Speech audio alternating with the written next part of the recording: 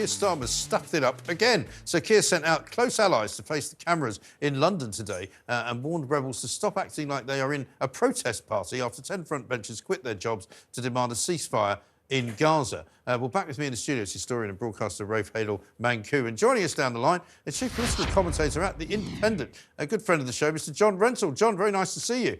And welcome Hello, to the newly turbocharged Independent Republic, 9 p.m. to 11 p.m, Monday to Thursday. It's a thing of some beauty. We're going to try and get a bit more rowdy than we used to get in the morning. So I understand from Rafe that you were picked by Dominic Cummings as one of his choices for a woke cabinet.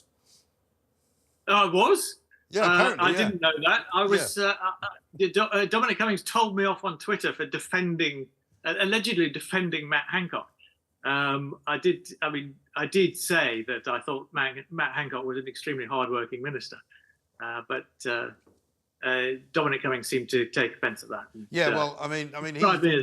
I think he referred to him as a proven liar in his testimony, did he not, at the COVID inquiry? So he obviously doesn't share your view. Well, Dominic Cummings also edited his own blog, so he can't really talk. No, he can't. Well, nobody can, really, can they? I haven't spoken to you for a while, but, I've never seen such a complete and utter shambles, balls up, omni-shambles, whatever you want to call it, as this week has become for Rishi Sunak. On Monday, I honestly didn't think he would fire Suella Braverman before Wednesday. I thought he might at least hang on until then. But presumably he felt that there was nothing else he could do because she just wouldn't stop saying things that were clearly contrary to his plan. Well, no, he decided to get rid of her anyway. He wasn't quite sure when to do the reshuffle, but that was obviously going to be Monday. Right. And then what he wanted to do was knock her off all the headlines by getting David Cameron in, which he succeeded in doing for 24 hours, and then published her poison pen letter. Well, about 24 minutes, I would have said, because once everybody had sort of fallen, had got their breath back and gone, sorry, David Cameron, is that right? Suddenly now they found themselves with the same situation, except Suella Braverman just wasn't in the cabinet, and all the things that she said that's a much better situation. Not having Suella Braverman in the cabinet is a better situation for Rishi Sunak. She was trouble and has been trouble for quite some time. She lacks discipline and she's not a team player. Whether you agree with her or not, she wasn't a very effective minister, and he was quite right to get rid of her. Well, you can say that, and you call it a shambles. Well, the fact it is a shambles because they haven't done any of the things that they said they were going to do. They've got rid of one of the people that was actually doing quite a good job of convincing the public, who I know you don't like talking about very much, because you mix in the Westminster bubble, you don't really know the public. The public What utter nonsense. No, the whole point about Suella Braverman is that she wasn't delivering. She wasn't actually doing... No, and she's told us why, because she's told us why she wasn't delivering, because the Home Office wasn't doing its job, and Rishi Sunak wasn't listening to her. And who was in charge of the Home Office? We've had some ridiculous sob story about how Rishi Sunak wouldn't let her do all the things she wanted to do. We haven't actually seen what it was she wanted to do and how he was stopping her. Well, she's explained it. Rafe, let me bring Rafe in here, because Rafe, I'm sure, will bring some sense to this conversation. Tell us that John Rentoul's got this completely wrong. I used to be a great critic of Suella Braverman, saying she talks tough, but where's the action? But when we read that letter, my God, suddenly my sympathies were on her side. Yeah. There she was behind the scenes doing her best to actually deliver on what the great British public wanted, and she was thwarted and obstacles were put into her place in every single turn. Of course, and now we know, of course, it wasn't just done by Number 10. We've had a piece out by another journalist, Steve Edgington, showing how the Home Office deliberately tried to thwart anything to do with stopping migrant boats, for example.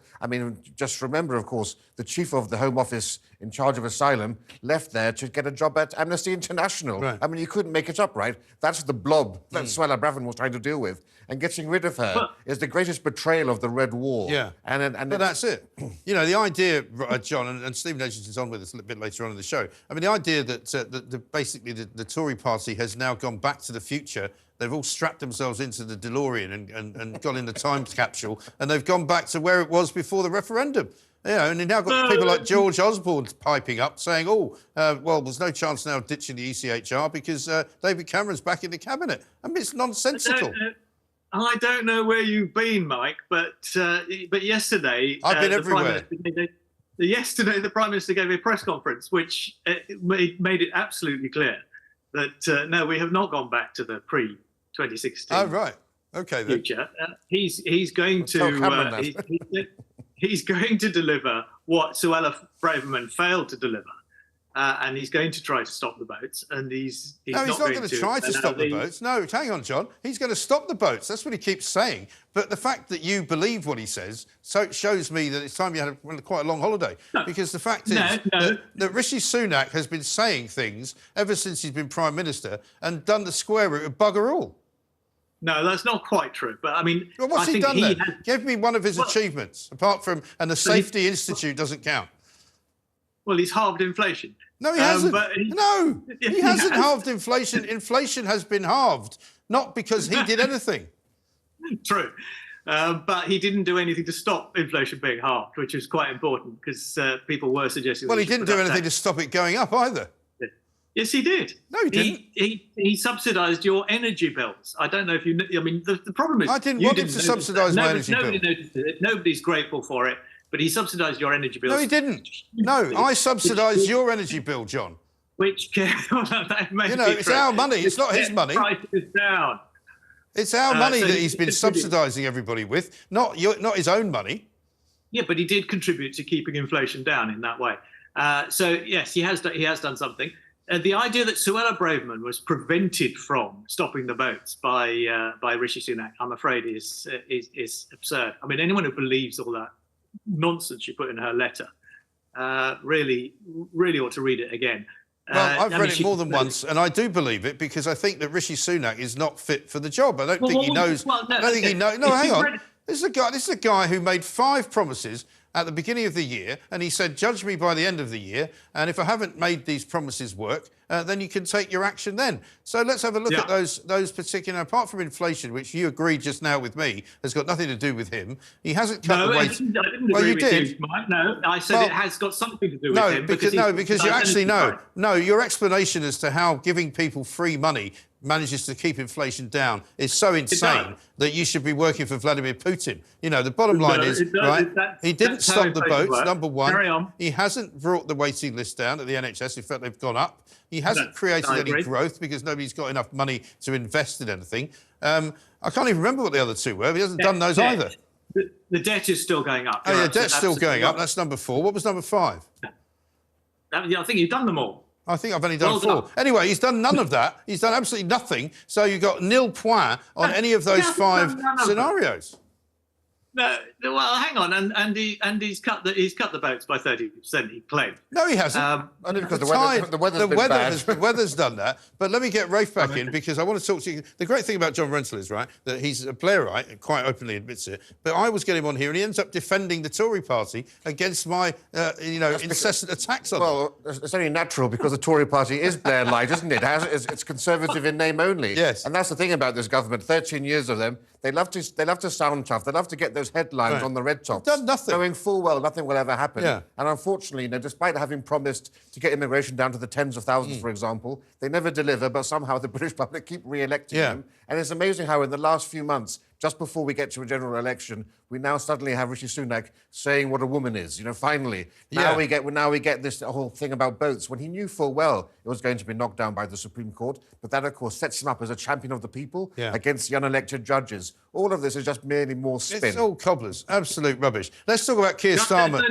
I don't agree with any of that. No, Rishi Sunak did not know that he was going to lose in the Supreme Court. Well, he should have done. I mean, the idea that he was doing it deliberately in order to lose. But he should have known he was going to lose. He should have known. No, he shouldn't have done. He shouldn't have done. He should have won. He had a very strong case.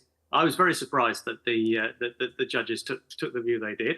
But they did, and he's the judges will always take that view because the judges will always side with the Court of Appeal and the bloody United Nations. But let's talk about Keir Starmer. No, that's not true. Yeah, it is true, and we're moving on now. We're moving on to Keir Starmer now because you can defend him if you like. He seems to have got himself into. I'll defend him. Yeah. Okay. Next. He seems to. Well, you wrote a piece saying that he shouldn't have done what he did, didn't you? No. I thought you did. I said that rebellion last night was not a serious problem for him. But I think what might be a problem for him is his ruthless attitude and his lack of empathy in dealing with MPs who came crying to him saying they're very unhappy and they wanted to be allowed to call for a ceasefire. And you said the headline on your piece here from the Indie Premium, which I'm not paying for, that says Keir Starmer's ruthless stance on Gaza is asking for trouble. That sounds to me like you're being critical.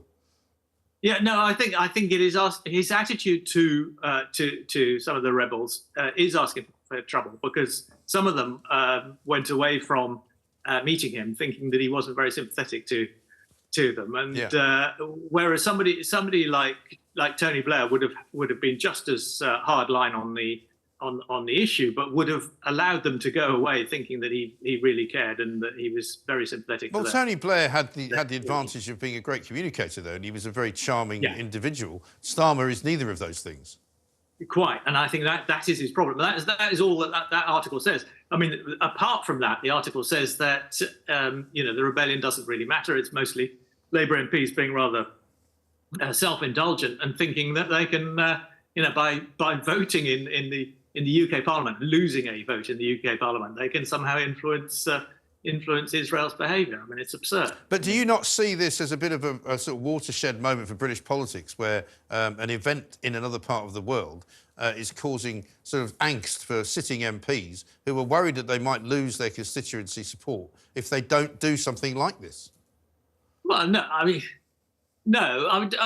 don't think there are that many MPs who are worried about losing their seats. I mean, there may be a few. I mean, I think a lot of them are genuinely upset by what they see in the Middle East. I mean, I think they're wrong to call for a ceasefire, but I can understand why they feel strongly about it and want to signal their virtue. But well, I want to signal their virtue. I think that's the point, isn't it, Rafe? I mean, it's all about virtue signaling. It's not about worrying about the children of Gaza. It's more about worrying about the votes that they're going to lose if they don't go along and look very sympathetic. Well, it is quite remarkable that so much energy suddenly applies now when we're dealing with only 2 million people in a tiny sliver of land. Right. And there have been so many other equally bad, if not worse, events happening in recent memory that haven't entailed any of this. It's a wonderful, actually, example of why is there so much focus just on this cause. But yeah, I mean, but as John was quite saying, these MPs are living in cloud cuckoo land. If they think that the vote of the British Parliament is going to have any, if it even makes it into the newspapers in Israel, I'd be quite amazed and surprised about that. Absolutely. Final question for you, John. Does Rishi Sunak make it to the next election, or do you think he actually ends up having to take a step back? Because I've heard a very interesting theory, which I'm not going to share with you just yet, but it involves David Cameron and a bit of a takeover. No, I think that's absurd. I mean, the Tory party has done itself so much damage. You wouldn't say that if you knew who told me. Changing its leader too often recently, and so the solution to the problems caused by changing its leader too often is not to change its leader again. That is just going to make things worse. I mean, you'd think it's quite hard to make things worse, but I think the Tory party is quite capable of doing that. No, I think they are. I don't think, as is Keir Starmer.